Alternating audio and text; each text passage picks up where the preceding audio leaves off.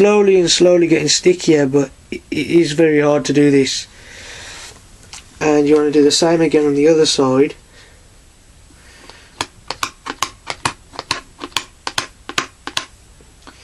You basically want to just try and get as much water and as much bubbles out as you can.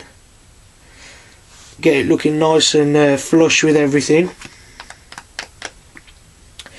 And of course, just because this is a nano, it just makes it difficult as well. As you can see again, the front screen protector has moved. So I'm just going to have to put that back into place. And now the back one's moved, yeah. So I'd recommend you do it piece by piece, take a little time. Maybe give it a couple of minutes to dry, which is what I'm going to do. So I'm just going to cut it there and I'll be back to do the sides in about a couple of minutes. I've left it to dry for a couple of minutes now, and the back's actually quite stuck on quite nice, and the front. So what I'm going to go ahead and do is the sides. So that's the top layer. I'm just going to quickly put that one on. That's the smallest piece out of the lot. As you can see, my hands are dried up again. So I'll put a bit on my hands. And the next one. And you've got to make sure you do this if you don't want fingerprints on the adhesive side, which I really dislike anyways. But this is helping prevent that. I'm going to give this a quick spray. Not too much on the little bit. And this is basically going to go just on the top there. Just stick it down. Yeah, this is a very difficult piece. Yeah. So there we go. As you can see, that's stuck in. And I'll just get the card on that in a minute. I just want to give it a couple of seconds just to sit for a minute. Okay, so if I just get the card. And you don't want to squeegee the water out towards the buttons, you want to make sure it goes out to the sides, because the last thing you want is water getting into your buttons. So yeah, so it still is moving around quite a bit.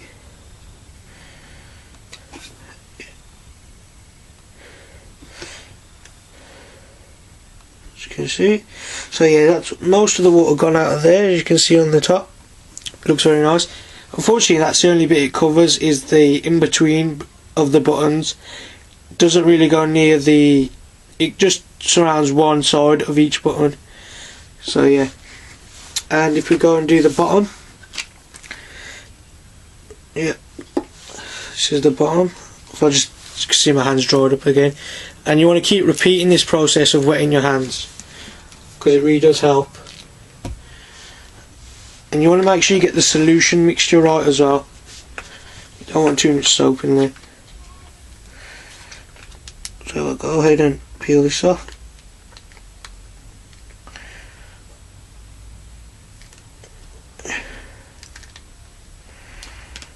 Here we go. Give that a quick spray as well. Give it a shake. There we go. So this is going on the bottom of the iPod. Now these pieces are really difficult to fit because they're so small. But there we go. Have I got it? Nearly. Yeah, so it's on. I just need to squeegee the water out, so give my hand a shake. If I just put it straight.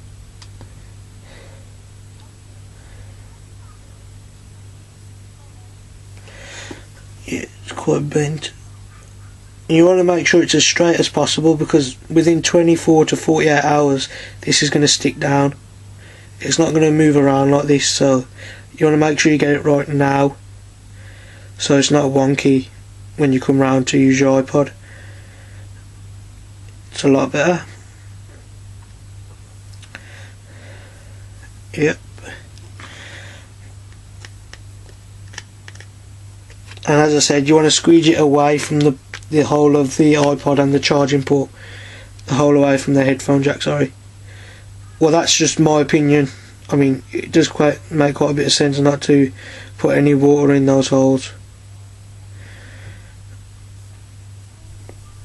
Yep. So So as you can see, that's on pretty nice as well. Let's leave that to dry for a sec. I'll just straighten it up. Yeah, so the back and the front are stuck very nice now. They're actually stuck down. The top's still a bit moving a little bit, but yeah. So what I'm going to do is just leave it a couple of minutes again.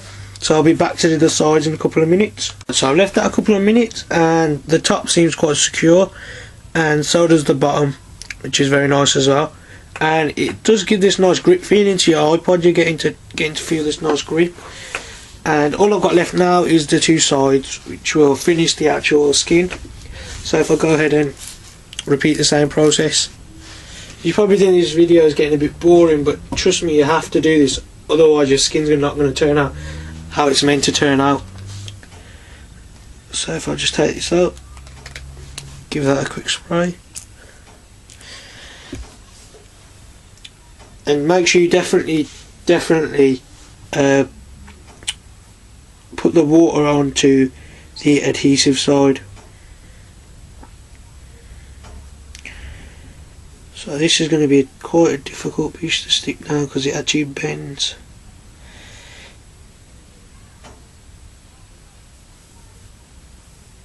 Yeah, as I said, this is very difficult with the iPod Nano, but I guess with the iPhone this will be a bit easier.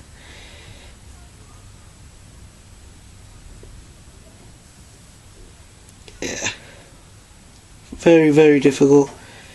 The sides are extremely difficult to put on because you have to bend the actual skin, and it's not sticky because the water's on it.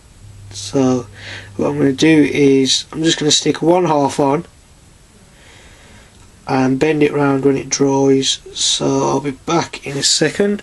So what I've done while that one was drying is I applied the other side, and the other side I applied a little bit less water than I did on this side, which made it easier to stick.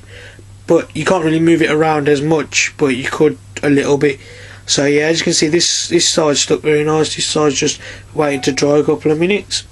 And this is basically the full body. I've got the front, the top there, on the back, and on the bottom, and the sides.